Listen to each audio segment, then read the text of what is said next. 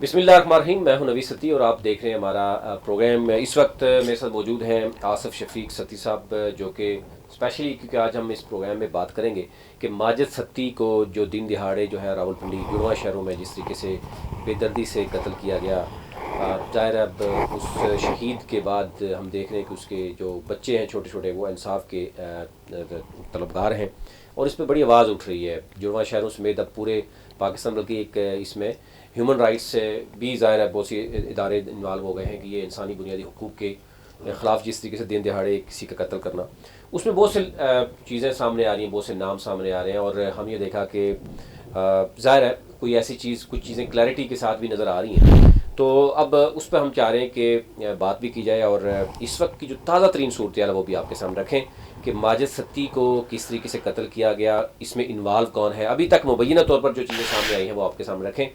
जो लोग ये समझ रहे थे कि शायद क्योंकि मुख्तलिफ तरह की जो है वो इबहम पैदा करने की कोशिश की जा रही है इस स्टोरी में कि ये जनाब है क्या, और उसमें मैंने आज कोशिश की है आसिफ शफीक सती साहब जो क्योंकि इस मामले को एक एक्शन कमेटी है उसको वो लेके चल रहे हैं। आसिफ साहब बहुत शुक्रिया आपका। ये बताइएगा माजिद सती को जिस दिन कत्ल किया गया उस दिन क्या हुआ, और मतलब जो आम लेमैन है उसको भी पता चल सके कि बेसिकली केस है क्या।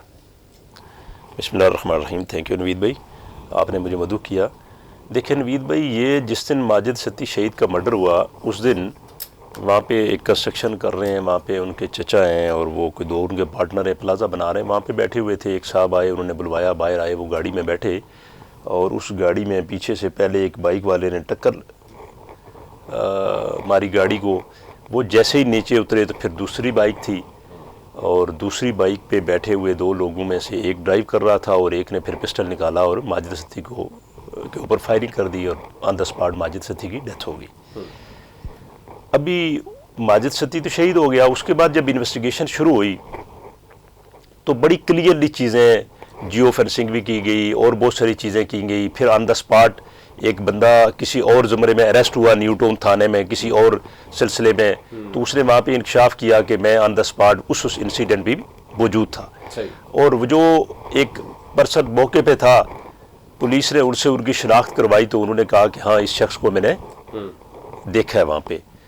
तो फिर जब उसको सादकाबाद पुलिस ने अरेस्ट किया जहाँ पे FIR थी, तो उसने फिर अपनी इन्वेस्टिगेशन में बताया कि जी ये हम वहाँ पे थे इस तरह से, और फ़र्रख खोखर ने ये मर्डर करवाया है और फरहान नामी शख्स है जिसके साथ हम सारे ऑन द स्पॉट आए और ये चीज़ें हुई। इस तरह से बाइक आए, हम एक गाड़ी में थे और वो गाड़ी भी जो है उसका नंबर भी वो जो फ़र्रख है फरहान फायर मारने वाला उसके बाइक के नाम पे रजिस्टर्ड है, उस गाड़ी में वो शख्स भी मौजूद था। तो वो चीज़ें फिर इस तरह से आगे जुड़ती गई और ऑन द स्पॉट वो लोग जो है वो पहले अगले दिन बताता है कि वहाँ पे अब इकट्ठे हुए, फिर उसी की निशानदेही पे दो और लोगों को अरेस्ट किया जाता है कि जो कि फरहान जो फायर मारने वाला है उसके एम्प्लॉइज़ हैं, एक कोई ड्राइवर है, शायद एक गार्ड है। जब उनको अरेस्ट किया गया उन्होंने मज़ीद इंकशाफात किए। फिर बीच में इन्वेस्टिगेशन के दौरान उन्होंने बताया कि जी हम फलां जगह पे इकट्ठे थे और वहाँ पे फ़र्रख खोखर ने फरहान को कहा कि भाई ये जो उनका मसला है उसके क्या नाम है, रहमान है एक गोरी टाउन से मैं बिज़नेस करता है वो बराबड़ी का, उससे इनकी नहीं बनती थी और माजिद की उसके साथ अटैचमेंट थी, तो इसको रास्ते से हटाना है और ये काम कर रहा है और आपने इसको मारना है। तो वो बच्चों उन लड़कों का कहना था जो अरेस्ट हुए कि वहाँ से फिर हम निकले और इसमें एक बिशारत नाम का लड़का है, एक वसीम नाम लड़का अरेस्ट है। उनकी लोकेशन इसके मर्डर से 2 या 2.5 घंटे पहले की डेरा ताजी खोखर की आती है। वो वहाँ से निकलते हैं और ये बाकी लोग कमेटी चौक से निकलते हैं और ये ऑन द स्पॉट जब आते हैं तो ऑन द स्पॉट जो फायर मारने वाला है फ़र्रख खोखर का जो नंबर, मेरे वो तमाम मीडिया के दोस्त मेरे भाई जो सुन रहे हैं वो याद रखें, वो इस नंबर को बेशक फीड कर लें। जो वो मेरा भाई हर जगह पे कहता है कि मुझे फंसाया जा रहा है, सियासत हो रही है, फलां हो रहा है, ढिमका हो रहा है, हमारी कोई पॉलिटिक्स नहीं है, ना कोई ऐसी बात है। हम तो इस काज को ले गए कि मासूम को कत्ल कर दिया गया। ऑन द स्पॉट जिस नंबर से फ़र्रख कॉल करता है फरहान को, मौके पे जब वो फायर कर रहा होता है उस दौरान वो आपस में राब्ते में और मैं उसका बड़ा एविडेंस आपको दूं और मेरे वो तमाम सुनने वाले वो नंबर भी नोट कर लें, 0321 8888 333। ये आप दोस्त सेव करें मतलब इखलाकी तौर पे, शऊरी तौर पे एजुकेट करने के लिए कि वो जिस तरह से मेरा भाई हर जगह पे कह रहा है मुझे फंसाया जा रहा है, एविडेंस दे, ये वो आप कोर्ट में चीज़ें प्रूफ करें ना। आप यहाँ पे क्यों चैनल पे लोगों को मतलब इस तरह से मिसब्रीफ कर रहे हैं। ये नंबर जो है, इस नंबर से कॉल की गई नवीद भाई, ये जो मलक फरहान उसके साथ मलक फरहान के साथ गुफ्तगू हुई, और फिर ये जिस दिन यहाँ से मूव करते हैं फॉरेन के लिए, दुबई के लिए, तो एक शख्स जो 5 लाख रुपए की पेमेंट करता है, उसी में फर्रख खोखर का भी, मर्डर करने वाले फरहान का भी, और दूसरे 2 या 3 लोग हैं उनका भी टिकट होता है। एक बंदा पे करने वाला होता है। इसका मतलब ये है कि ये पूरी टीम उस मर्डर के बाद इकट्ठे वहां पे गई, और फिर वहां पे जाके तो एक वी लॉग ये बनाते हैं और अपलोड करते हैं, जिसमें फर्रख खोखर फ्रंट सीट पे बैठा होता है, बैक पे फरहान बैठा होता है मर्डर करने वाला, और उसमें ये जो गाना चला रहे होते हैं उसको आप सुनेंगे तो आपको समझ आ जाएगी कि भाई हाँ, किसी का काम कर दिया है, अब जो तुम रह गए हो तुम्हारी भी हसरत पूरी कर देंगे। मतलब सीधा सीधा किसी को थ्रेट दे रहे हैं जिस तरह से। तो चीज़ें जो है वो इससे बड़े एविडेंस मुझे बताया। फिर जो नंबर इन्होंने यूज़ किया, ये जब फॉरेन से वापस आए दुबई से, तो इन्होंने डिनाई किया अदालत में कि ये नंबर मेरा नहीं है। सही। अगर आप उसमें इन्वॉल्व नहीं हो तो इस नंबर की लोकेशन जो है उनके डेरे की आती है। पहले ये नंबर समर जो भाई है फर्रख खोखर के, उनके नाम पे था, उसके बाद ये नंबर किसी और पे नाम पे इन्होंने ट्रांसफर करवा दिया, लेकिन टिल दिन मर्डर जिस दिन हुआ उस दिन तक ये नंबर फर्रख खोखर यूज करते रहे।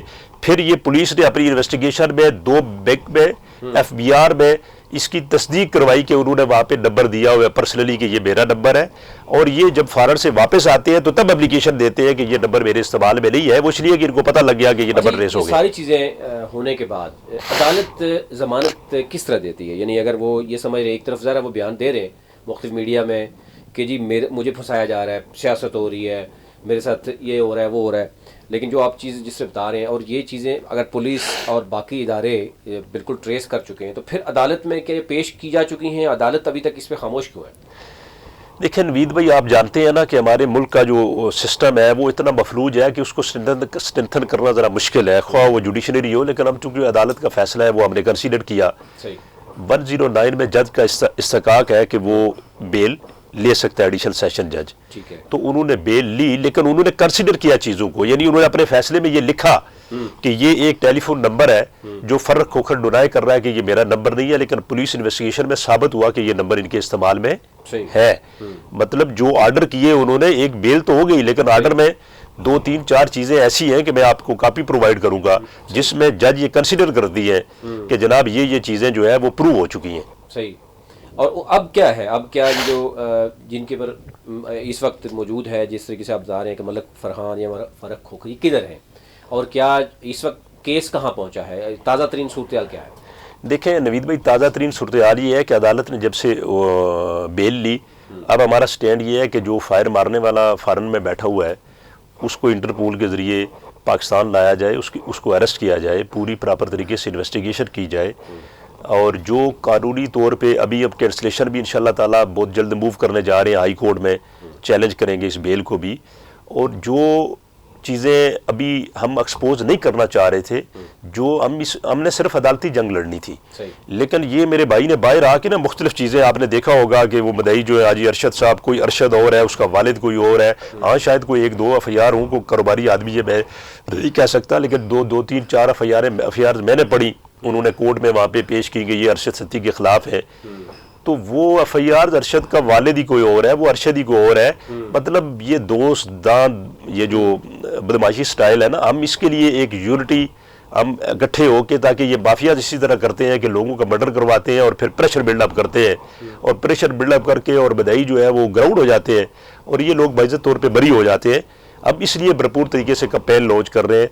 इंशाल्लाह हाई कोर्ट में हम ये चैलेंज भी कर रहे हैं इसकी बेल को, और अभी इंटरपोल पे हमारा एडमिनिस्ट्रेशन पे प्रेशर है कि आप जो है जितना जल्दी से जल्दी वो उसको इंटरपोल के जरिए लाएं, अरेस्ट करें और इन्वेस्टिगेशन को आगे बढ़ाएं। इस वक्त जो नेक्स्ट तारीख कौन सी है, और आपकी लय अमल यही है कि आप कोर्ट से ही, यानी आप समझते हैं कि अदालत से ही इंसाफ मिल सकता है? माजिद सत्ती का जो मर्डर हुआ है, उसके बच्चे जो अभी तक इस इंतज़ार में है, लवाकिन, आप समझते हैं कि अदालतों से इंसाफ मिलेगा? देखें जी, इंशाल्लाह ताला हम अपने मुल्क की अदालतों पे जितना भी वसीदा निज़ाम है उसके बावजूद, चूँकि हम पाकिस्तानी शहरी होने के नाते हम कानून पे बिलीव करने वाले लोग हैं, हम फिर भी अदालतों पे ट्रस्ट करेंगे। और इंशाअल्लाह ताला मुझे उम्मीद है कि हम कैंसिलेशन मूव करेंगे और ये बेल कैंसिल भी होगी, और अल्लाह खैर करेगा। नेक्स्ट वीक की डेट भी है, वो तो हर साथ साथ चलता रहेगा। लेकिन जो हम लोग, आपने देखा होगा कि इस बेल के बाद शायद हमने एक्शन कमेटी की मीटिंग की होगी तो कोई बातचीत की होगी, लेकिन ये फर्स्ट टाइम ऐसा हुआ है कि मुझे आपने मदऊ किया और मैं यहाँ पे आया, हमने चीज़ें क्लोज कर दी थी कि कोर्ट और लीगल प्रोसेस पे अब जाएंगे। लेकिन फ़र्रक खोखर ने आके मुख्तलिफ चैनल पे अपनी आईडीज़ पे जो मदई हाजी अरशद साहब, उनके ख़िलाफ़ जी ये फ़लाँ फ़लाँ है, ये फ़लाँ, मतलब उनका एक कारिंदा है जिससे वीडियो वायरल करवाई पहले, और बाद में एक अपना ऑडियो मैसेज भेज दिया कि यार इस तरह से कोई गलत बात नहीं करनी है, तदलील नहीं करनी है। तो ये है कि फिर हम रिएक्शन में अब हमने शुरू किया कि भाई ये नहीं हो सकता कि बंदा बदमाशी भी करे और फिर आगे से इस तरह से दबाने की कोशिश करे, चूँकि एक बहुत बड़ी कम्युनिटी है और माजिद सत्ती केस को हम एज ए काज लेके उठ रहे हैं, ताकि आइंदा के बाद जितने भी इस तरह के जाली डॉन या माफियाज है, ये किसी गरीब के बच्चे पे हाथ उठाए तो इनको खबर हो, इनको पता हो कि यार इसका कोई आगे पीछे नहीं भी है तो कम्युनिटी इकट्ठी हो जाएगी और हमें जहन्नम हासिल करेंगे। और इंशाअल्लाह ताला इस केस को हम लेके आगे जाएंगे। जिस तरह से आपने मुझे पहले पूछा, यहाँ पे कोई पॉलिटिक्स नहीं है, कोई ऐसी चीज़ नहीं है। इस काज में हम मुख्तलिफ जमातों के मुख्तलिफ लोग शामिल हैं, हम कभी भी इकट्ठे नहीं हुए, लेकिन इस काज में हम इकट्ठे हैं।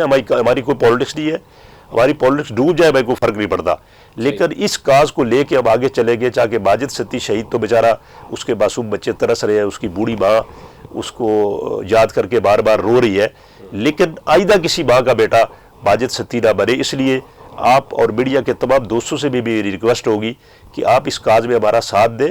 ये मनगढ़ंत और झूठी कहानी है कि कोई ऐसी पॉलिटिकल बात नहीं है, ये सिर्फ और सिर्फ एक काज है और प्रूफ चीज़ें हैं कि ये मर्डर करवाया गया है। नहीं करवाया गया तो क्यों शोर करे, क्यों चीखने की जरूरत है, क्यों मीडिया पे आने की जरूरत है? आप कोर्टों में जाओ और प्रूव करो। इस स्टोरी के अलावा क्या कोई और भी स्टोरी है? मतलब ये बात जो आप कर रहे हैं, या यानी उन पे मुबैना तौर पर इल्ज़ाम आ रहा है और लवाहिकीन ये बात करें, क्या इसके अलावा कोई और रुख देने की कोशिश की जा रही है इस मामले को? जी, इस मामले को दो तीन चीज़ें है ना। एक तो पोलिटिसाइज किया जा रहा है कि लोग सियासत से बाप क्रिएट कर रहे हैं। इससे पहले भी लोगों के मर्डर होते रहे। क्या मर्डर तो हुआ है ना, मर्डर हुआ है, और अगर जिस पे इल्ज़ाम है आपको ये लग रहा है कि वो ज़ाहिर है डेफिनेटली बात की हो रही है कि सियासत हो रही है, लेकिन क्या और स्टोरी कोई है या बिल्कुल क्लियर यही स्टोरी है? और एक ही यानी जो लवाहिकीन है वो भी इन्हीं पे नज़र रखे हुए हैं इसी मामले में?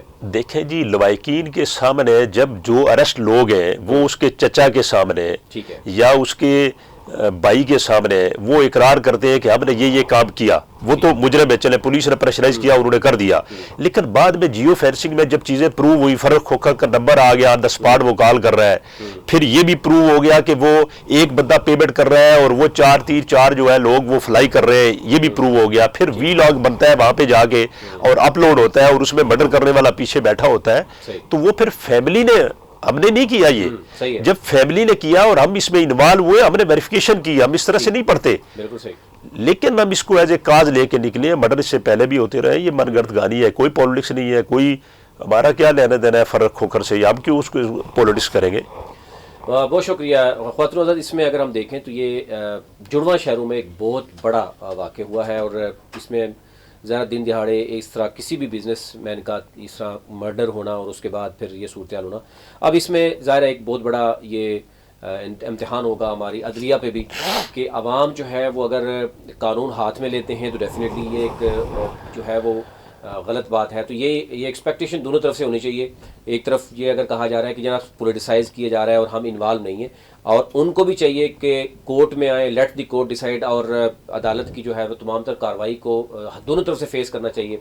यानी जो एक तरफ से कहा जा रहा है कि उनके पास तमाम तर जो ट्रैक्स मौजूद है, और दूसरी तरफ अगर पुलिस और बाकी इदारे भी इसमें जो मावनत उनको मिल रही है और देख रहे हैं, तो इसी तरीके से ये एक्सपेक्ट की जा रही है कि शायद अदलिया जो है इसमें अपना रोल प्ले करेगा, और बगैर विदाउट यानी कोई और प्रेशर क्रिएट किए बगैर, और एक पब्लिक गैदरिंग जिस तरीके से हम ये देख रहे हैं कि इस केस को ख़राब करने की दोनों तरफ से कोशिश की जा रही है, लेकिन लवाहिकीन वहाँ पर मौजूद है। और अगर माजिद सत्ती को इंसाफ आज नहीं मिलेगा तो आने वाले दिनों में इस तरह के बहुत से वाक़यात जिससे पहले भी होते रहे हैं, आने वाले दिनों में अगर इस तरह के वाक़यात होते हैं तो फिर ज़ाहिर है माशरा जो है वो चलना मुश्किल हो जाता है। तो ये एक्सपेक्टेशन हमें अदालतों से भी होनी चाहिए, दोनों अतराफ से अदालतों को कम अज़ कम जो है वो एहतराम होना चाहिए, और अदालतें अगर कुछ डिमांड करती हैं तो उसको मिलना चाहिए। और अगर अदालतों में इंसाफ होता है वो नहीं नज़र आता तो डेफिनेटली फिर आवाम जो है वो इंतशार वहाँ फैलता है, जो कि अच्छी चीज़ नहीं है। हम एक्सपेक्ट कर रहे हैं कि ये मामला जो है वह अदालतों में ही इसका इंसाफ होना चाहिए। और ज़ाहिर एक मर्डर हुआ है और दिन दिहाड़े मर्डर हुआ है, किसी ने मर्डर तो किया है, और वो कौन है, अगर लवाहिकीन और जो पकड़े जाने वाले वो बड़ा क्लियर मैसेज दे रहे हैं तो डेफिनेटली फिर इसकी तहकीकात को एंड तक पहुंचना चाहिए और कैफर किरदार तक पहुंचाना चाहिए जो लोग इसमें इन्वॉल्व हैं। अभी तक लेते हैं।